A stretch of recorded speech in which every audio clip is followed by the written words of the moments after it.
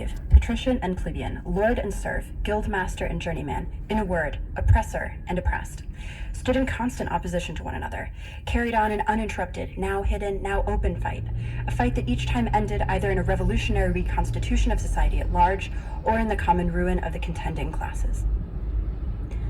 And the bourgeoisie cannot exist without constantly revolutionizing the instruments of production, and thereby the relations of production, and with them the whole relations of society.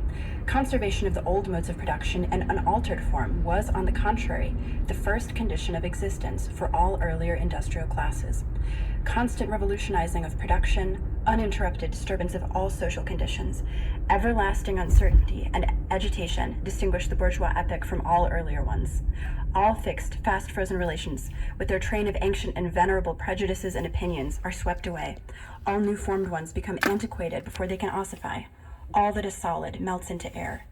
All that is holy is profaned.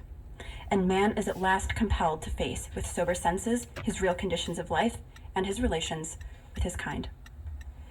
Moving on to the music that we're about to hear, I want to explain some of the backstory of Victor Jara, a Chilean musician, one of the most incredible musicians of the 20th century, whose music will always live on.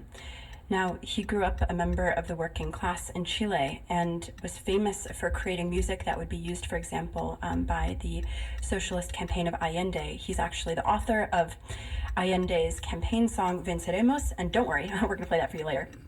We'll also be playing two of his most important songs, El Derecho de Vivir en Paz, or The Right to Live in Peace, and Te Recuerdo Amanda, or Do You Remember Amanda? Now, under the rule of the fascist US-backed dictator, Pinochet, Jara was tortured and killed, but during his torture, he responded by defiantly singing the song Venceremos, which he wrote about an undying socialist movement. Undoubtedly, he helped to create that, and for all of those who listen to his music, that revolution will live on forever until we can bring it into being. I hope you enjoy this next song, El Derecho de Vivir en Paz, by Victor Jara, or The Right to Live in Peace.